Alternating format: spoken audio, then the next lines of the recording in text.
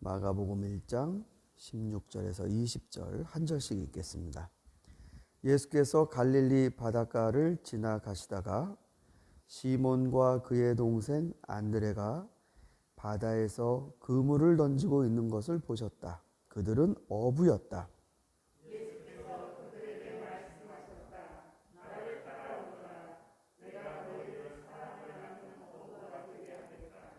그들은 곧 그물을 버리고 예수를 따라갔다.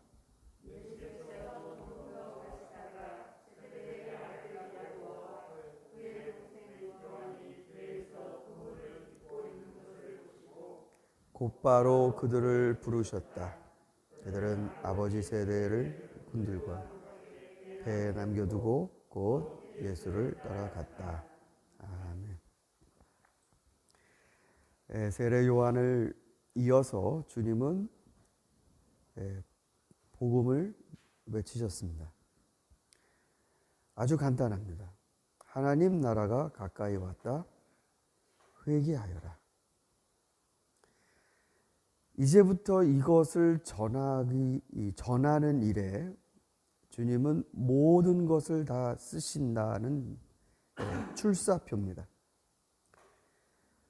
어찌 보면 복음이 되게 단순합니다. 때가 찼다. 하나님 나라 가까이 왔다. 회개하여라. 복음을 믿어라. 전부 4문장으로 되어 있습니다. 근데 처음 2문장은 상황에 관한 겁니다. 지금 상황이 이렇게 됐다. 그리고 나머지 2문장은 그러니 너희는 지금 이렇게 해야 된다. 직접적으로 따지면 예수님의 명령은 2가지입니다. 회개하라. 복음을 믿어라. 네. 회개하라. 복음을 믿어라. 여기서 이 회개하라라는 말은 뉘우친다라는 말이죠. 네, 뉘우친다. 근데 이 말을 여러분 요 헬라어가 3단어가 조합이 돼 갖고 사용된 말입니다. 3단어가. 첫 번째는 X라는 말입니다. X라는 말은 바깥으로라는 뜻이죠. 바깥으로. 그러니까 회개한다라는 건 속으로 미안하다는 게 아니고 이게 바깥으로 나와야 되는 겁니다. 잘못했습니다라는 건 정신적인 과정이 아니라 관계적인 과정입니다. 바깥으로 나와야 됩니다. 그리고 난 다음에 이제 그 가운데 나오는 말이 참 재밌습니다. 이게 호모이, 같은, 같이라는 뜻이 들어갑니다. 그리고 맨 마지막이 말하다예요.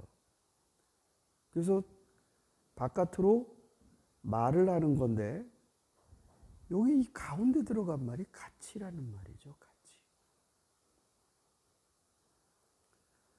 이게 도대체 무슨 뜻일까? 여러분, 어느 사람이 여러분에게 참 무례하게 했어요.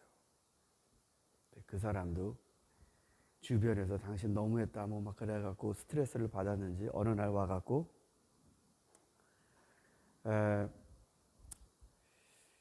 모르고 그랬다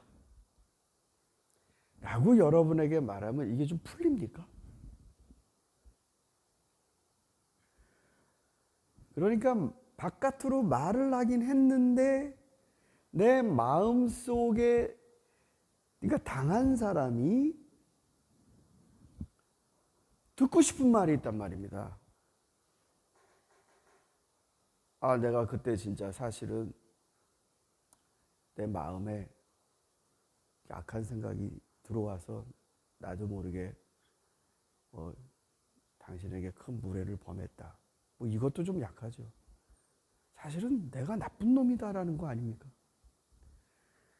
회개할 때는 상대의 마음에 계속 그 상대가 이 상처 때문에 되뇌이고 있는 말이 있습니다.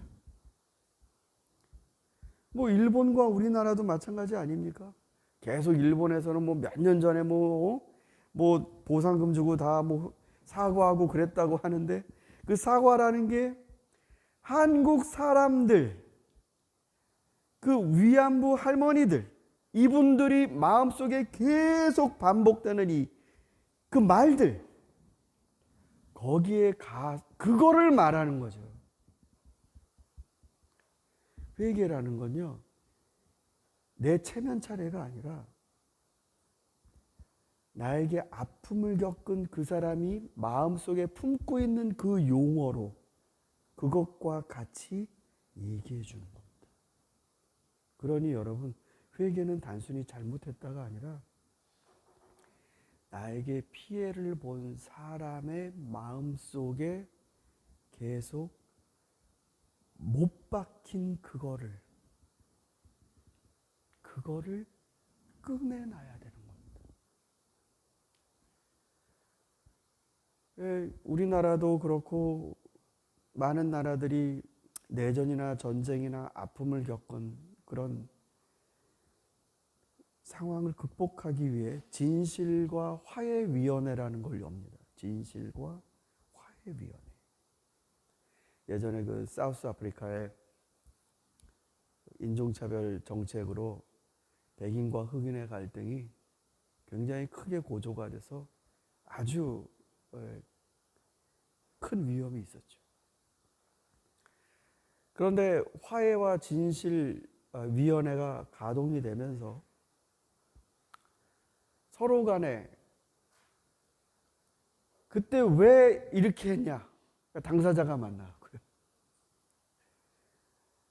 그러니까 내 자식이 당신 동생에 의해서 죽지 않았냐, 그러면서 이 얘기들을 꺼내놓는 겁니다. 그러니까 자기 마음속에 품어 있었던 걸 꺼내놓는 겁니다. 그러니까 이 프로세스의 시작은 잘못했다라는 게 아니라 서로가 마음속에 품고 있는 사실들을 꺼내내는 겁니다. 그거를 국가적인 차원에서 진행을 했어요. 정말 뭐 눈물바다죠. 눈물바다. 여러분, 예수님이 회개하라, 복음을 믿어라, 이 두 가지를 명령하실 때는 주님이 앞으로 십자가 지시고 이 죄의 문제를 해결하실 때까지 이 사역을 계속 하시겠다는 겁니다. 그럼 회개하라고 말을 하면 누구에게 회개하는 겁니까? 내가 담 넘어가서 닭 잡아 먹었는데 옆집 가서 회개를 해야지. 물론 옆집 가서도 하죠. 그러나 예수님이 말씀하신 회개는 하나님이 우리를 향해 가지셨을 그 마음속의 응어리. 너희 잘못했지 않느냐. 하나님의 것이고 하나님의 창조하신 세계에서 하나님의 뜻을 어기고 그 선을 마구 넘어가고 그러면서도 자기 것 조금이나 침범당하면 용서 못한 죄. 정의는 혼자 자기만 다 아는 죄. 회개를 여러분, 하나님이 듣고 싶은 말씀으로 한번 해보신 적 있으십니까?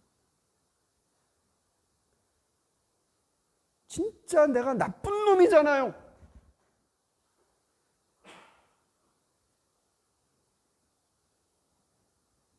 내가 도둑놈이잖아요. 도둑년이잖아요.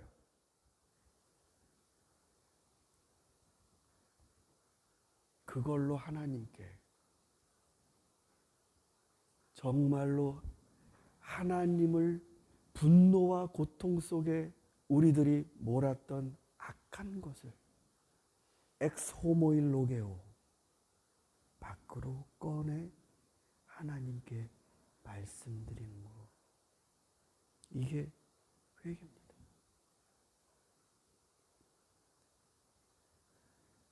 점잖은 말로 회개를 하는 게 아니라 하나님이 받으셨을 그 아픔을 똑같이 공감하고 말해요. 이 일을 하는 데 있어서 주님 제자를 부르시기 시작했습니다. 이 제자들은 회개와 복음을 믿는 이 사역에 첫째로는 증인의 역할을 감당하도록 부르심을 받았습니다. 마치 예수님이 하시는 모든 일거수일투족을 이들이 봐요. 들어요. 나중에 여러분 요한일서 1장을 읽어보시면 우리가 본 것이요, 우리가 들은 것이요, 우리가 만진 것이요, 우리가 관찰한 것이요. 그러면서 요한일서 1장이 시작됩니다. 실제로 그렇게 경험한 복음을 너희들에게 말하겠다라고 하면서 시작하죠. 그러나 동시에 이 증언은 그리스도를 증거하는 것과 동시에 주님이 하셨던 길을 우리가 선명하게 드러내는 작업을 하는 자들입니다. 여러분, 회개만 하시면 밋밋합니다. 예수님을 믿으셨다면 예수님을 따라가셔야 됩니다. 예수님을 따라가는 사람을 제자라고 합니다. 그러니까 예수님 믿는 데서 신앙이 끝나지 마시고 믿으셨으면 쫓아가십시오. 그래서 여러분 자신을 용서하시고 구원하시는 그 하나님을 세상에 증언하십시오.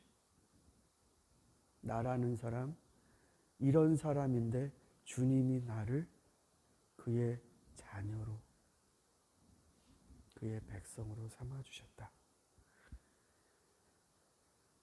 그러니까 우리에게는 여러분 사명이 있는 겁니다. 오늘은 뭐하지 맹숭맹숭 지나가는 게 아니라 우리 다 할 게 있는 사람들이라고요. 여러분과 저의 나날이 정말 주님의 귀하신 은혜를 받은 사람으로 세상에 이거를 알리고 표하고 또 세상을 기도해주는 그런 복된 성도의 삶을 살 수 있는 신자가 될 수 있기를 소망합니다. 우리 시간 같이 한 목소리로 기도하겠습니다.